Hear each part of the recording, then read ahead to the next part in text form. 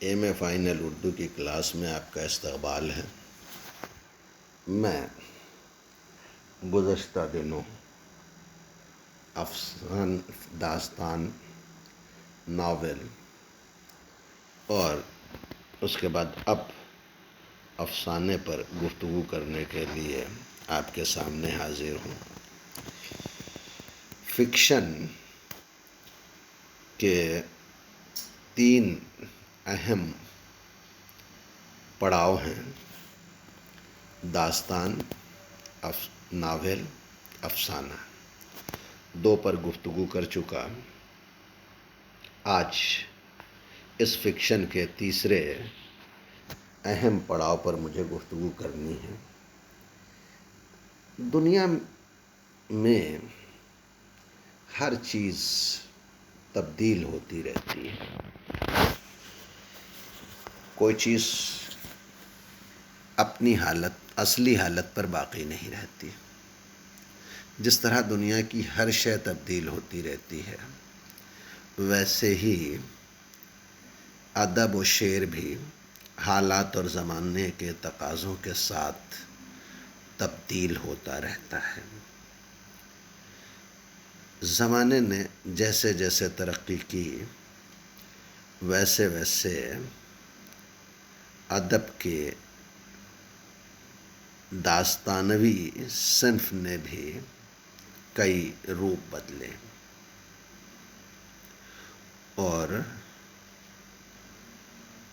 اب داستان کے بعد ناولٹ، افسانہ، افسانچہ، یہ ساری اصناف وجود میں آ چکی ہے۔ بہرحال داستان، ناول اور افسانہ، یہ داستانوی صنف جو ہمارے نثر کی ہے، اس کے سفر کے 3 اہم پڑاؤ ہیں۔ ان تینوں اصناف میں ایک خصوصیت مشترک ہے، اور وہ مشترک خصوصیت یہ ہے کہ قصے کی پیشکش کا انداز ایسا ہونا چاہیے کہ قاری ہو یا سامع ہو، اس کی توجہ قصے پر جمی رہے، اور ہر پل وہ یہ جاننے کے لیے بےتاب رہے کہ آگے کیا ہونے والا ہے۔ میں نے اپنے گزشتہ لیکچرز میں یہ بات کہی تھی کہ داستان میں ایک قصہ بیان ہوتا ہے، اور وہ قصہ ختم نہیں ہوتا کہ اس میں دوسرا قصہ جوڑ کر اسے طویل بنا دیا جاتا ہے، اور وہ قصہ ختم نہیں ہوتا کہ اس میں تیسرا قصہ جوڑ دیا جاتا ہے۔ یہ طوالت جو داستان میں پیدا کی جاتی تھی، اس لیے کی جاتی تھی کہ عہد قدیم میں ہمارے پاس وقت بہت تھا، اور وقت گزاری کے مشغلے ہمارے پاس بہت کم تھے۔ اس زمانے کا تقاضا یہی تھا کہ وقت گزاری کے لیے اس طرح کے قصے بیان کیے جائیں اور سنائے جائیں۔ نتیجہ یہ ہے کہ داستان میں عقل کو حیران کر دینے والے اور دنگ کر دینے والے واقعات بیان کیے جاتے تھے، اور یہ واقعات قاری یا سامع کو اپنی گرفت میں لیے رہتے تھے۔ لیکن رفتہ رفتہ زمانے نے کروٹ بدلی، انسان کو وقت کی تنگی کا احساس ہونے لگا، طوالت اور حیران کن واقعات کو تیاگ کر انسان نے حقیقی زندگی کی مرقع کشی پر توجہ دینا شروع کی۔ اس کے نتیجے میں ناول وجود میں آیا۔ ناول کا کینوس بھی بہت وسیع تھا، اور ہمارے پاس جیسے جیسے وقت گزر رہا تھا، ویسے ویسے فرصت کے لمحات کم ہو رہے تھے۔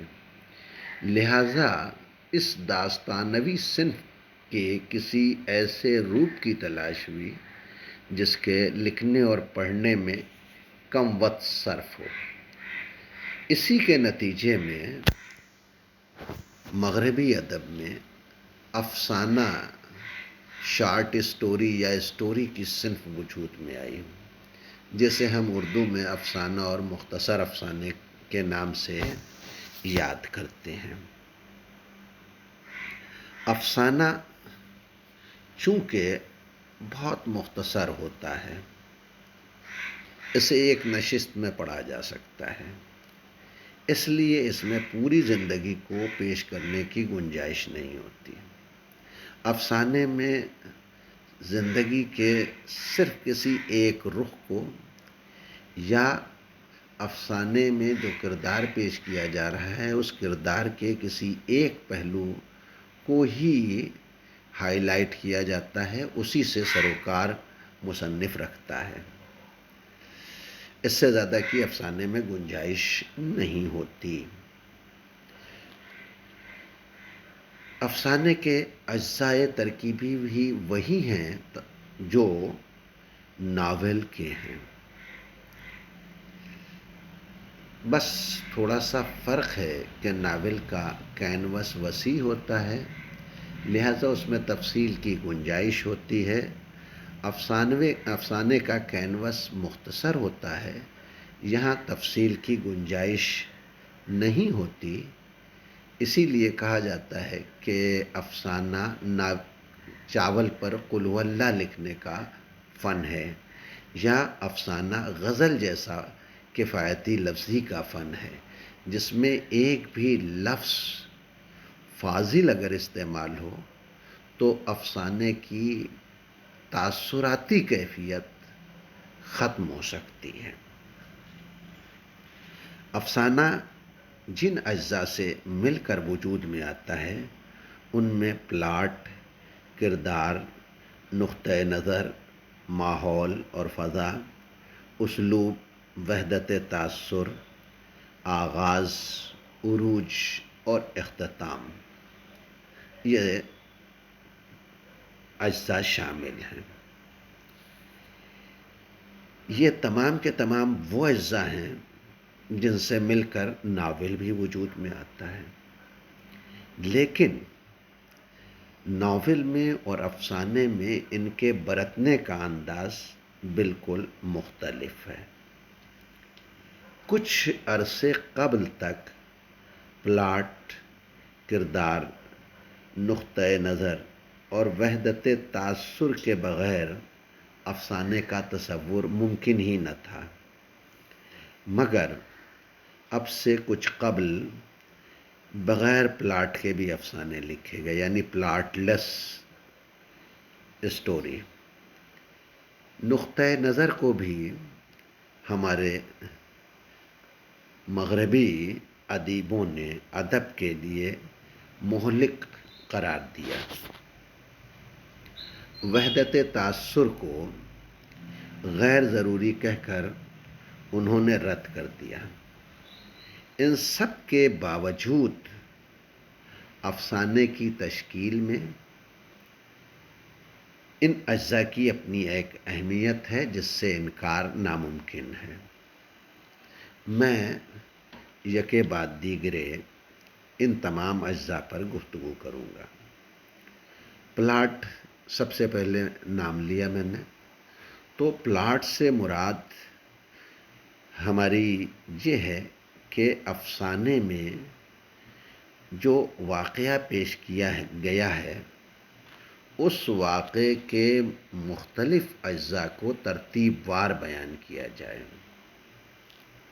ظاہر سی بات ہے کہ میں نے یہ کہا کہ افسانے کا کینوس بہت مختصر ہوتا ہے، اس لیے افسانے میں کسی ایک قصے کو مکمل طور پر پیش کرنا ممکن نہیں ہوتا، لیکن کسی ایک قصے یا واقعے کے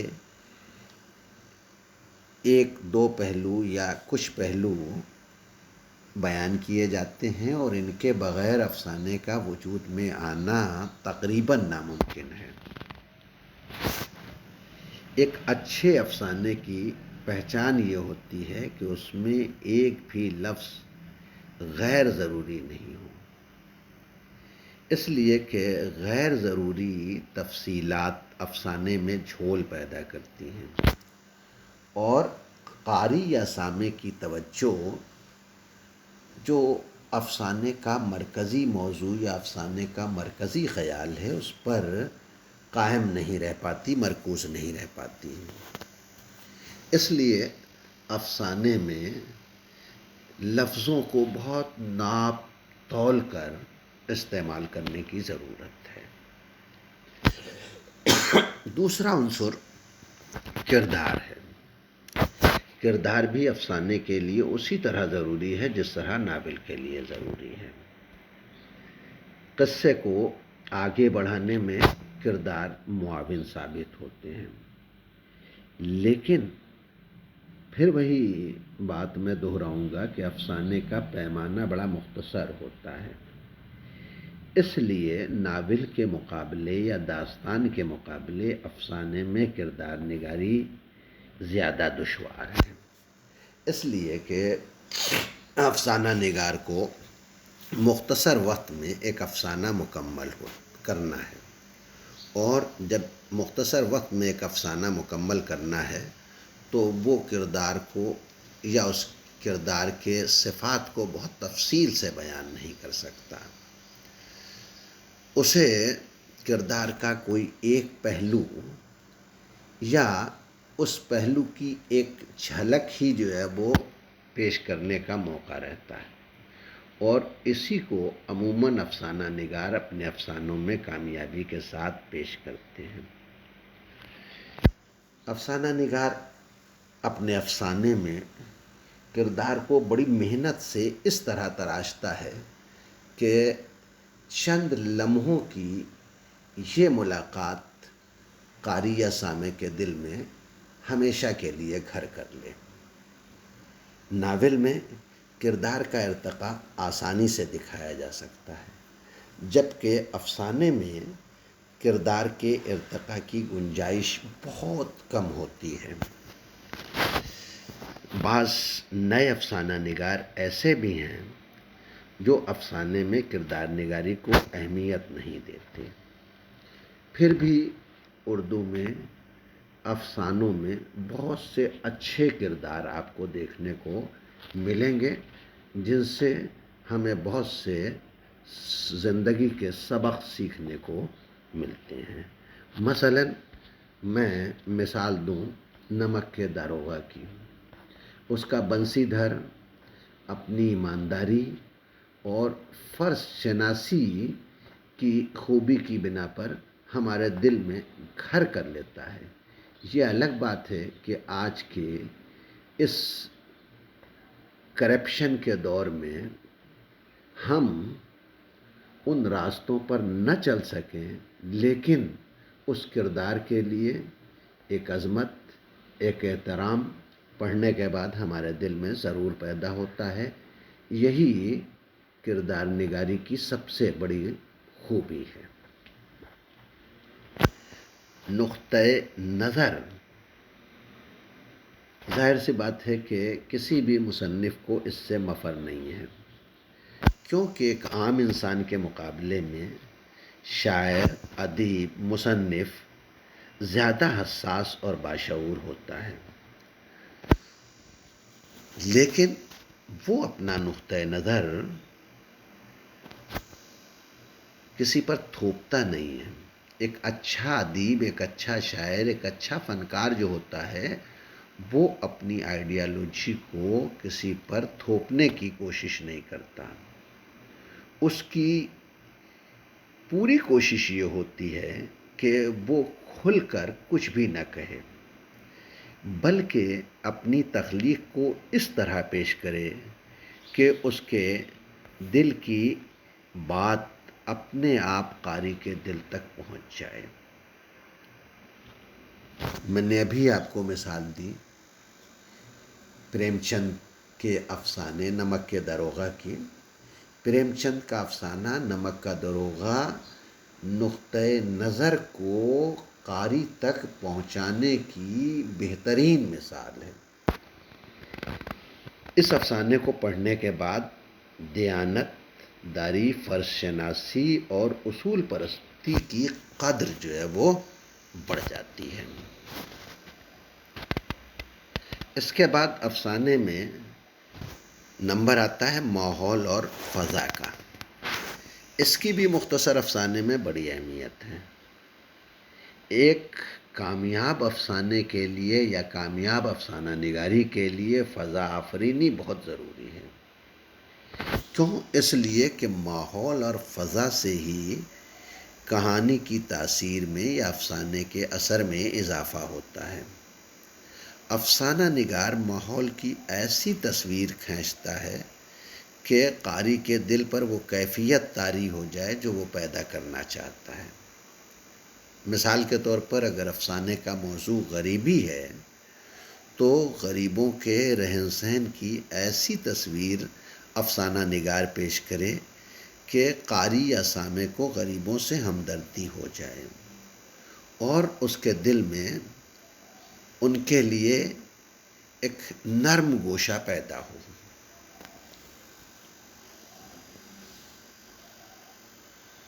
ماحول اور فضا کے بعد بات اسلوب کی۔ اسلوب افسانے کا ایسا حصہ ہے جسے افسانے سے الگ نہیں کیا جا سکتا۔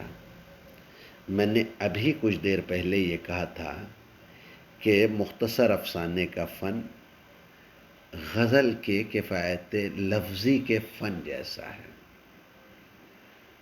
اور حقیقت بھی یہی ہے کہ مختصر افسانے کا فن غزل کے فن سے بہت ملتا جلتا ہے۔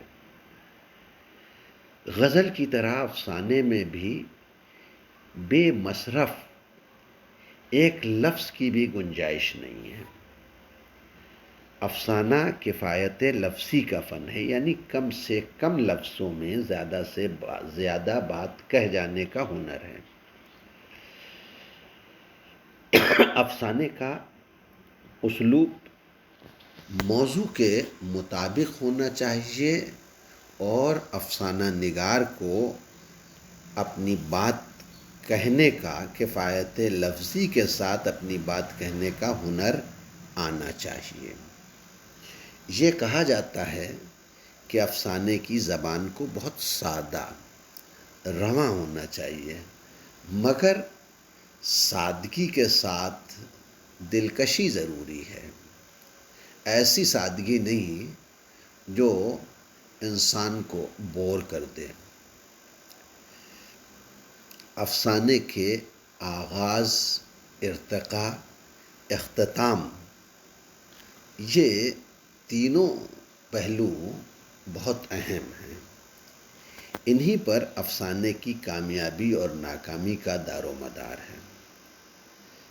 اس لیے افسانے کا آغاز ایسا ہونا چاہیے کہ قاری فوراً اس کی طرف متوجہ ہو جائے، اور پھر افسانہ نگار قاری کو ایسا باندھ کے رکھے کہ اس کی توجہ ایک پل کے لیے بھی افسانے سے ہٹنے نہ پائے جب تک وہ افسانہ ختم نہ ہو۔ ہر پل یہ تجسس قاری یا سامع کے دل و دماغ پر طاری رہے کہ اب کیا ہونے والا ہے، اب کیا ہونے والا ہے، یہ کہانی کون سا موڑ اختیار کرنے والی ہے، اور کہانی ختم ہو تو اس طرح ختم ہو کہ پڑھنے والا مدتوں اس کے اثر سے نکل نہ سکے۔ وحدت تاثر کو کہانی کی بنیاد کہا جاتا ہے، جس سے مراد یہ ہے کہ افسانے سے قاری کے ذہن پر کوئی ایک کیفیت طاری ہو، چاہے وہ خوشی کی ہو چاہے غم کی ہو۔ یہ نہ ہو کہ ابھی خوشی کی کیفیت ہے، ذرا سی دیر میں ساری فضا سوگوار ہو گئی۔ تو یہ افسانے کے آغاز و ارتقاء کی بات تھی، افسانے کے اجزاء ترکیبی کی بات تھی جو میں نے عرض کی۔ اب افسانے کے آغاز و ارتقاء پر آتے ہیں۔ افسانہ مغربی ادب کی دین ہے، مغرب کی پیداوار ہے۔ وہاں پروان چڑھنے کے بعد ہی یہ اردو ادب میں درآمد کیا گیا اور ہمارے ملک میں اس صنف کی شروعات ہوئی۔ مغربی ادب میں 19ویں صدی کے آغاز میں امریکہ کے ایک مصنف واشنگٹن ارون نے اسکیچ بک لکھ کر اس صنف کی بنیاد ڈالی۔ اردو ادب میں 20ویں صدی سے پہلے مختصر افسانے کا وجود نہیں تھا۔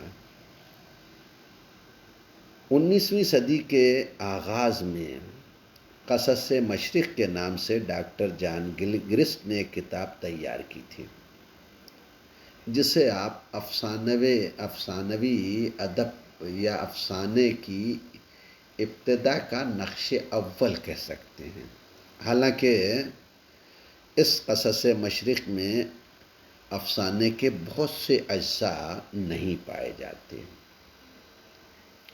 مولوی نذیر احمد نے بھی بعض چھوٹی چھوٹی کہانیوں کو 19ویں صدی میں لکھ کر منتخب الحکایات کے نام سے جو ہے وہ پیش کیا، لیکن چاہے وہ قصص مشرق ہو چاہے منتخب الحکایات ہو، ان پر پوری طرح مختصر افسانے کی تعریف صادق نہیں آتی۔ لیکن یہ ضرور ہے کہ کچھ پہلو ان میں افسانے کے موجود ہیں۔ فنی اعتبار سے اگر ہم مطالعہ کریں اردو ادب کا، تو ہم یہ دیکھتے ہیں کہ پریم چند اردو کے پہلے افسانہ نگار ہیں۔ انہوں نے اردو افسانے کو مستحکم بنیاد عطا کی۔ ہمارا ہندوستان دیہاتوں میں بستا ہے۔ پریم چند نے اپنے افسانوں میں اور اپنے ناولوں میں دیہات کی زندگی اور وہاں کے مسائل کو موضوع بنایا،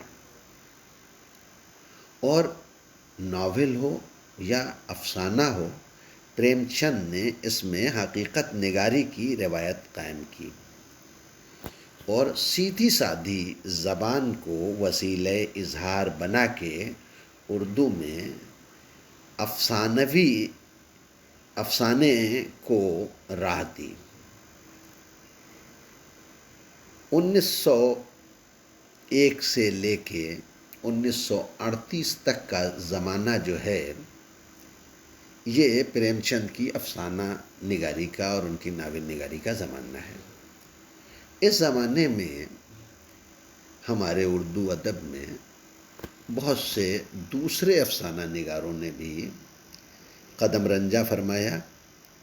مثلاً نیاز فتح پوری، سلطان حیدر جوش، مجنوں گورکھپوری نے افسانے لکھنے کی شروعات کی، مگر پریم چند کے برعکس ان کے افسانوں پر رومانیت کا غلبہ ہے۔ 1936 عیسوی میں اردو میں ترقی پسند تحریک کا آغاز ہوا۔ اس تحریک کو پنڈت جواہر لال نہرو، بابائے اردو مولوی عبدالحق اور پریم چند جیسے افراد کی حمایت حاصل تھی۔ میں یہاں رک کے ایک بات عرض کروں کہ ترقی پسند تحریک سے کچھ عرصہ قبل 1930 سے 1934 کے درمیان افسانوں کا ایک مجموعہ انگارے منظر عام پر آیا۔ اس مجموعے میں رشید جہاں، پروفیسر احمد علی، سجاد ظہیر اور محمود الظفر وغیرہ کے افسانے شامل تھے۔ انگارے میں جو افسانے شامل تھے، ان میں ایسے موضوعات پر قلم اٹھایا گیا تھا جو اس سے قبل تک اردو ادب کے دائرے سے باہر تھے، یعنی جن پر اردو ادب سے وابستہ افراد نے کچھ لکھنے کی کوشش نہیں کی تھی۔ حکومت کو ادب میں یہ تبدیلی برداشت نہیں ہوئی اور سوز وطن کی طرح یہ کتاب بھی حکومت نے ضبط کر لی، مگر اس افسانوی مجموعے کے اثر سے ادب میں جدید رجحانات عام ہوئے اور انگارے کے اثرات کے نتیجے میں اردو افسانے میں موضوعات کا دائرہ وسیع ہوا اور افسانے کے مختلف اسالیب وجود میں آئے۔ انہی تمام روایتوں پر چل کر کرشن چندر، راجندر سنگھ بیدی، سعادت حسن منٹو، عصمت چغتائی، احمد ندیم قاسمی، ممتاز مفتی، حسن عسکری اور غلام عباس وغیرہ نے بعض اچھے اور کامیاب افسانے لکھے۔ پھر افسانہ نگاروں کی ایک نئی نسل نے میدان میں قدم رکھا۔ یہ زمانہ 1945 سے 1960 تک کا ہے، جس میں قرۃ العین حیدر، انتظار حسین، ہاجرہ مسرور اور خدیجہ مستور وغیرہ نے بہت شہرت پائی۔ کرشن چندر نے اپنے افسانوں سے ترقی پسندی اور اشتراکیت کو فروغ دیا۔ انہوں نے اردو افسانے کو ایک دلکش اسلوب سے آشنا کیا۔ راجندر سنگھ بیدی نے چھوٹے چھوٹے موضوعات پر نفسیاتی افسانے لکھے اور اردو میں نفسیاتی افسانوں کی ایک روش قائم کی۔ سعادت حسن منٹو اور عصمت چغتائی نے بے رحم حقیقت نگاری سے کام لیا اور جنسی موضوعات پر بہت کامیاب افسانے لکھے۔ میں جب سعادت حسن منٹو اور عصمت چغتائی پر بات کر رہا ہوں تو یہیں رک کے ایک نام اور لینا چاہتا ہوں، وہ نام ہے ممتاز مفتی کا۔ ممتاز مفتی فرائڈ سے بہت متاثر رہے ہیں۔ اس وقت گنجائش نہیں ہے کہ میں فرائڈ پر بات کروں، بہرحال اسی وجہ سے ان کے افسانوں میں جنس کا پہلو بہت زیادہ آپ کو دیکھنے کو ملتا ہے۔ احمد ندیم قاسمی اور غلام عباس وغیرہ نے پنجاب کی علاقائی زندگی کو اور سماجی موضوعات کو اپنے افسانے میں جگہ دی۔ 1947 میں ہندوستان آزاد ہوا۔ ہندوستان کی آزادی کے ساتھ ہی ملک تقسیم ہو گیا۔ تقسیم ملک کے نتیجے میں ہجرت کا ایک سلسلہ شروع ہوا اور اس تقسیم اور ہجرت کے دوران سرحد کے دونوں طرف خونی فسادات ہوئے، لاکھوں بے گناہ موت کے گھاٹ اتار دیے گئے، سینکڑوں خواتین کی عزت و آبرو لوٹ لی گئی، انہیں اپنی جان سے ہاتھ دھونا پڑا۔ اس حادثے نے افسانہ نگار کو باہر کی دنیا سے بددل کر دیا اور وہ اپنی ذات کے اندر سمٹ کر رہ گیا۔ اس کے نتیجے میں اردو میں علامتی اور تجریدی افسانہ وجود میں آیا۔ جو افسانہ نگار علامتی افسانہ نہیں لکھ رہے تھے ان کا انداز بھی بدل گیا۔ آزادی کے بعد ہندوستان اور پاکستان میں جن افسانہ نگاروں نے شہرت پائی ان میں قاضی عبدالستار، غیاث احمد گدی، اقبال متین، جوگندر پال، انور عظیم، اقبال مجید، بلراج مہندرا، انور سجاد، خالدہ حسین، سریندر پرکاش، احمد ہمیش، قمر احسن، رتن سنگھ، کمار پاشی، احمد یوسف، حسین الحق، شوکت حیات، مرزا حامد بیگ، سید محمد اشرف اور طارق چھتاری وغیرہ کے نام سر فہرست ہیں۔ ان ناموں میں وہ فنکار اور وہ افسانہ نگار بھی شامل ہیں جنہوں نے اردو افسانے کو علامت و تجرید کے ابہام سے نجات دلائی اور افسانے کو پھر سے زمین پر اتارنے کی کوشش کی۔ شکریہ، آپ نے توجہ سے سنا۔ ہم پھر حاضر ہوں گے ایک نئے موضوع کے ساتھ۔